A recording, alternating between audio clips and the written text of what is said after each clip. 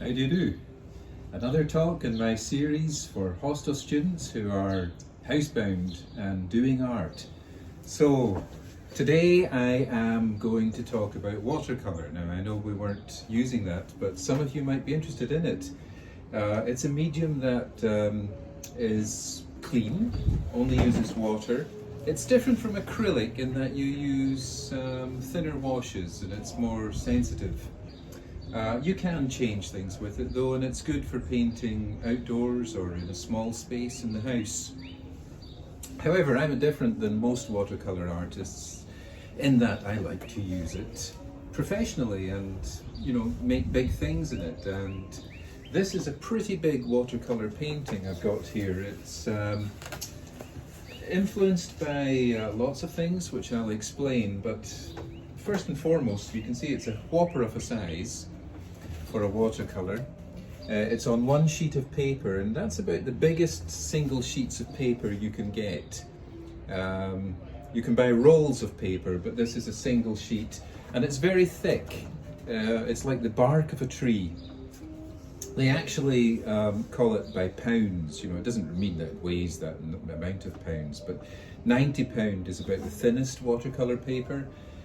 And you can go through 140 pounds paper, which is thicker obviously, and this I think is about 400 pounds paper, which is about the thickest. It's more expensive, the thicker stuff.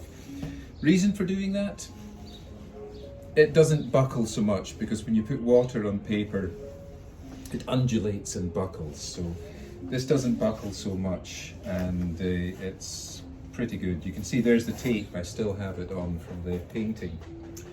Now, the actual painting itself is depicting various scenes.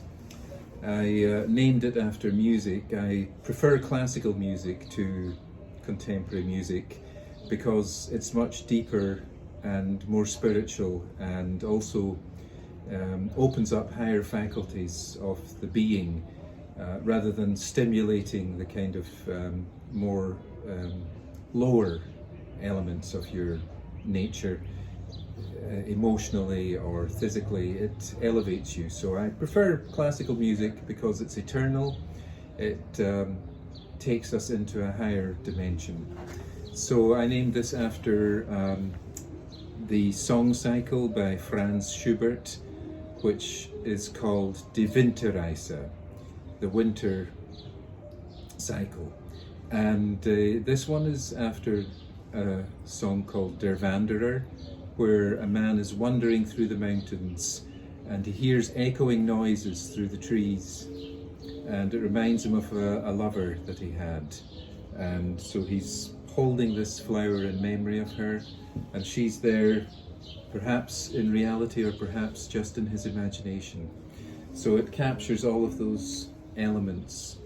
The character actually based on the man who played Dr. Frankenstein's nemesis in Bride of Frankenstein, a character called Dr. Pretorius, played by the English actor Ernst Thesiger.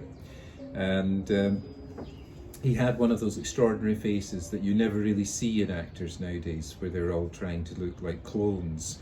But they had, in the old days, faces were dramatically characteristic of inner beings, and they weren't just churned out to satisfy some illusion of beauty, but they had this wonderful quality of character. So this wonderful elongated face, if you ever see The Bride of Frankenstein, you'll know what I mean, with the big nose. And I've got him in a Habsburg costume because of the German kind of influence, and the gloves are holding this flower, but they have rings on them, which fascinated me.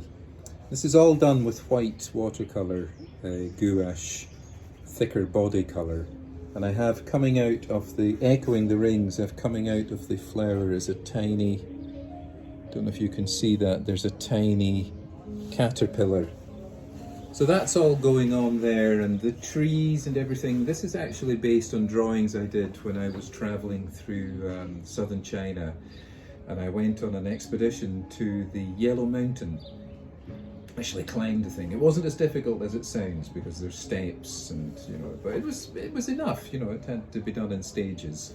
And while I was going up, I had a camera, but stupidly I didn't know how to operate the thing, so I ended up drawing. I was the only person on the expedition drawing, so I'd be drawing bits of branches. And when you see Chinese paintings where they're going with the mountains and you see the mist and the trees, that was the place where they used to paint them. So I haven't quite captured that atmosphere. I've done it in a Western style, but I have the trees here and the yellow mountain stuff going on. I actually took back bits of branch and little bits of leaves to use in the studio to capture the detail. So I'm not that good, you know, I had to use stuff to what we call reference material.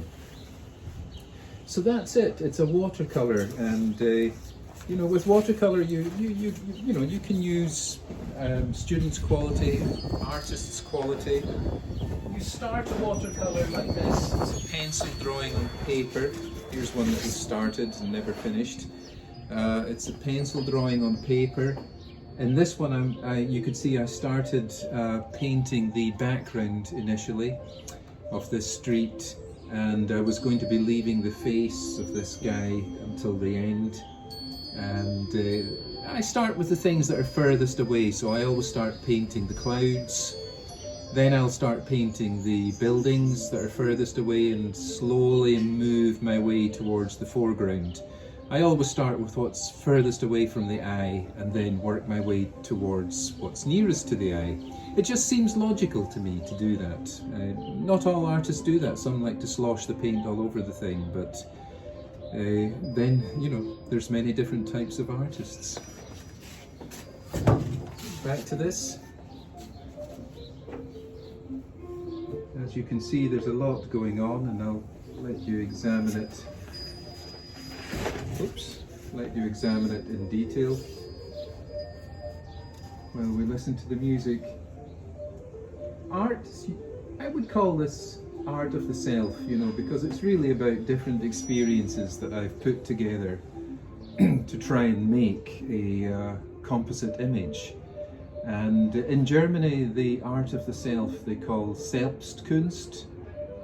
Self, Selbst, Kunst, art, Selbstkunst.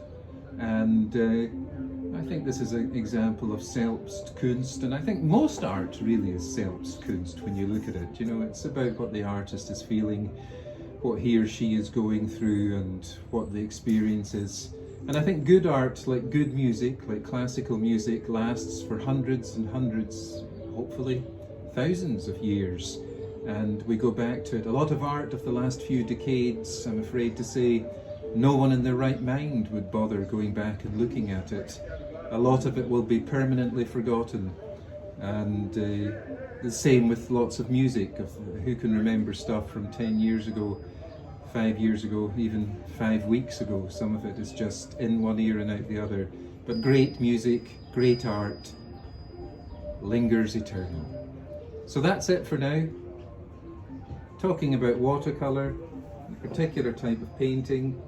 You can try that out. There's plenty of watercolor tutorials on the internet, but this is just one of my paintings to inspire you perhaps to put together ideas from your photographs, from your images, or from your immediate surroundings and create a painting. All the best, over and out, Professor Scott.